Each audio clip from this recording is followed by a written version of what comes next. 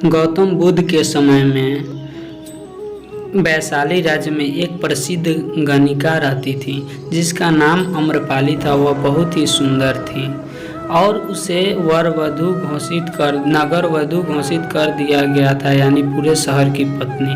अम्रपाली इतनी सुंदर थी कि उसके महल के द्वार पर सदा सोने के रथ खड़े रहते थे। यहाँ तक कि महान राजाओं को भी उससे मिलने के लिए इंतजार करना पड़ता था। वह केवल एक वेश्या थी, लेकिन वह इतनी अमीर हो गई थी कि वह राज्य खरीद सकती थी। अम्रपाली का शरीर इतना सुंदर था, उससे कहीं अधिक सुंदर उसकी आत्मा थी जो सच्चे प्यार के लिए तरसती थी। क्योंकि अम्रपाली खुद से वेश्या नहीं बनी थी, उसे जबरदस्ती राजा ने वेश्या बनाया था। अम्रपाली के वेश्या बनने के पीछे एक कहानी है जिसे मैं किसी वीडियो में आपके साथ जरूर साझा करूंगा। अम्रपाली अपने ग्राहकों को बहुत प्यार करने का दिखावा करती थी क्योंकि उससे इसके लिए भुगतान किया जाता था, लेकिन अंदर से वह उससे बहुत नफरत करती थी क्योंकि वह सभी उसका इस्तेमाल एक भोग के वस्तु के रूप में करते थे, एक इंसान के रूप में उसका सम्मान नहीं करते थे। एक दिन अम्रपाली अपने महल की बालकनी में खड़ी थी। अचानक उसे अपने महल के सामने से एक युवा बौद्ध भिक्षु को गुजरते हुए देखा जिसके पास कुछ भी नहीं था सिवाय एक भिक्षा पात्र के, लेकिन उसके पास जबरदस्त जागरूकता थी और लोगों को खुद की ओर आकर्षण करने की अद्भुत शक्ति थी। जब युवा बौद्ध भिक्षुक ने ऊपर की तरफ देखा तो अम्रपाली उसे देख रही थी। युवा भिक्षुक ने अम्रपाली की ओर बेहद समान भाव के साथ अम्रपाली को प्रणाम किया।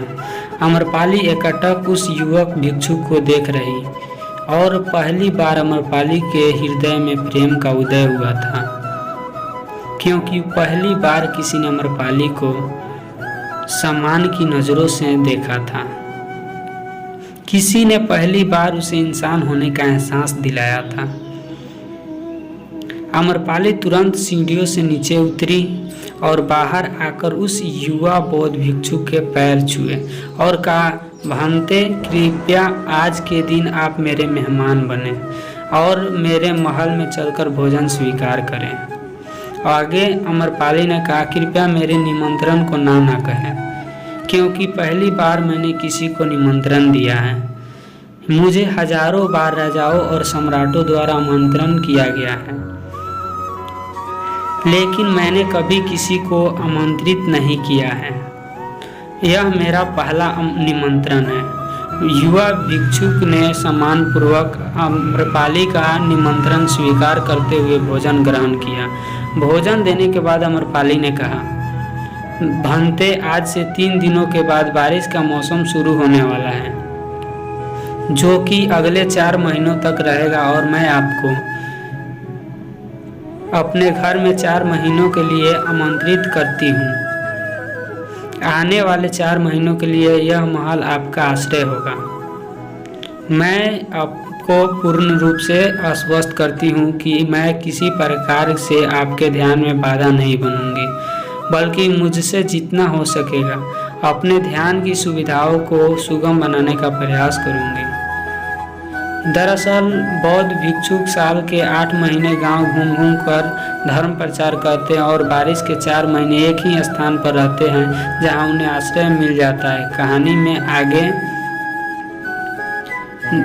युवा बौद्ध भिक्षुक ने कहा, माफ कीजिएगा देवी, लेकिन इस विषय में मैं स्वयं निर्णय नहीं ले सकता। मैं आपके प्रस्ताव के विषय में बौद्ध से पूछूंगा। अगर वह मुझे अनुमति देंगे तो मैं आपके महल में आश्रय अवश्य ग्रहण करूंगा। इतना कहकर वह बौद्ध भिक्षुक वहां से चला गया। इससे पहले कि वह युवा भिक्षुक बौद्ध के पास पहुंचता और अम्रपाली के प्रस्ताव के बारे में कुछ बताता, उससे पहले वहां पर मौजूद अन्य भिक्षु बौद्ध के पास पहुंच गए और बौद्ध से कहा, आप उस युवा भिक्षुक को रोकिएगा। अम्रपाली ने उसे 4 महीनों के लिए अपने घर बुलाया है। अम्रपाली एक वेश्या है। और एक भिक्षुक एक वेश्या के घर में 4 महीने रहे, यह सही नहीं है। इससे हमारे संघ में गलत संदेश जाएगा। बौद्ध ने कहा, कृपया आप लोग शांत हो जाइए, मैं उस भिक्षु के आने की प्रतीक्षा करें। थोड़ी देर बाद वह युवा भिक्षु बौद्ध के पास पहुंचा, बौद्ध के पैर छुए और उन्हें पूरी कहानी सुनाते हुए कहा, बौद्ध नगर की एक अम्रपाली नाम की महिला ने मुझे बारिश के 4 महीने अपने घर पर रहने के लिए आमंत्रित किया है। मैंने उसके निमंत्रण का अभी कोई जवाब नहीं दिया। मैं उससे कि आप मुझे उसके घर रहने की आज्ञा देंगे, तभी मैं उसके घर रहने के लिए आऊँगा। अतः बौद्ध आप जो कहेंगे मैं वही करूँगा। उस युवा भिक्षुक ने अम्रपाली के विषय में वैश्या शब्द का प्रयोग न करते हुए केवल महिला शब्द का प्रयोग किया। बौद्ध ने उस युवा भिक्षुक के आंखों में देखा और कहा, तुम रह सकते हो। तभी अचानक बूढ़ा भिक्षुक खड़ा हुआ और बोला कि बौद्ध, यह सही नहीं है। यह युवा भिक्षुक एक सच्चाई छुपा रहा है। इसका कहना है कि एक अम्रपाली नाम की महिला ने अपने घर पर रहने के लिए आमंत्रित किया है, लेकिन वह एक महिला नहीं, एक वेश्या है। बौद्ध ने कहा, मैं जानता हूँ, और क्योंकि उसने वेश्या शब्द का प्रयोग नहीं किया है, इसका अर्थ है इसके मन में उसके लिए सम्मान का भाव है, इसलिए मैं इसको वहाँ रहने की अनुमति दे रहा हूँ।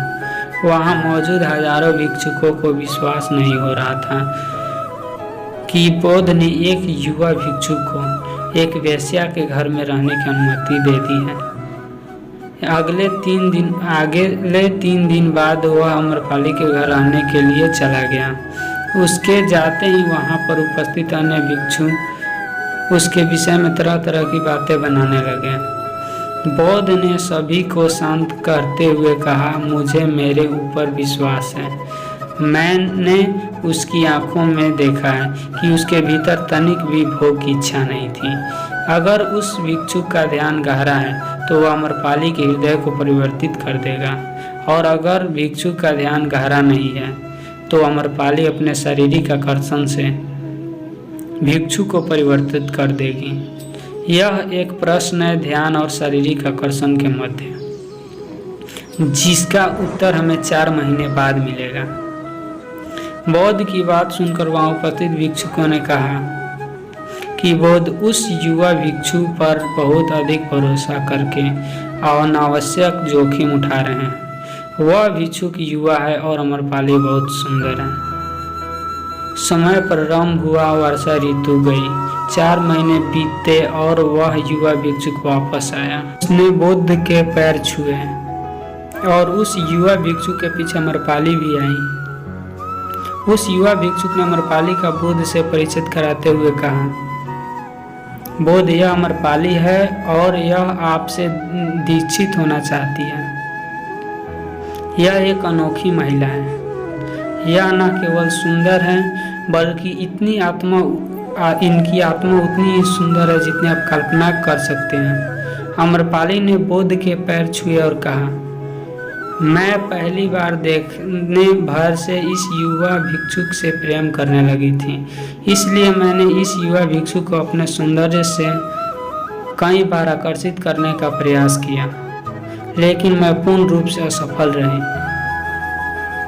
इसके बजाय इस युवा भिक्षुक ने मुझे ध्यान के प्रति जागरूक किया और यह एहसास कराया कि वास्तविक जीवन भोग नहीं अपितु ध्यान है। इसलिए बौद्ध में अपनी सारी संपत्ति के भिक्षुकों को दान में देना चाहती हूँ और शेष जीवन ध्यान में बिताना चाहती हूँ। इसके बाद अम्रपाली बौद्ध के शिष्यों में पहली महिला हुई जिन्हें आत्मज्ञान की प्राप्ति हुई। बौद्ध ने अपने पंथ के सभी शिष्यों से कहा, यदि तुम वेश्याओं के संगति से डरते हो तो वह डर का वेश्या से कोई लेना देना नहीं, बल्कि वह डर तुम्हारे बेसुध मन की उपज है, क्योंकि तुमने अपने कामुकता को दबा दिया है और कामुक ऊर्जा को दबाया नहीं जा सकता, इसे केवल रूपांतरित किया जा सकता है। बहुत बहुत धन्यवाद आप लोगों का इतनी तसल्ली के साथ हमारी कहानी सुनने के लिए।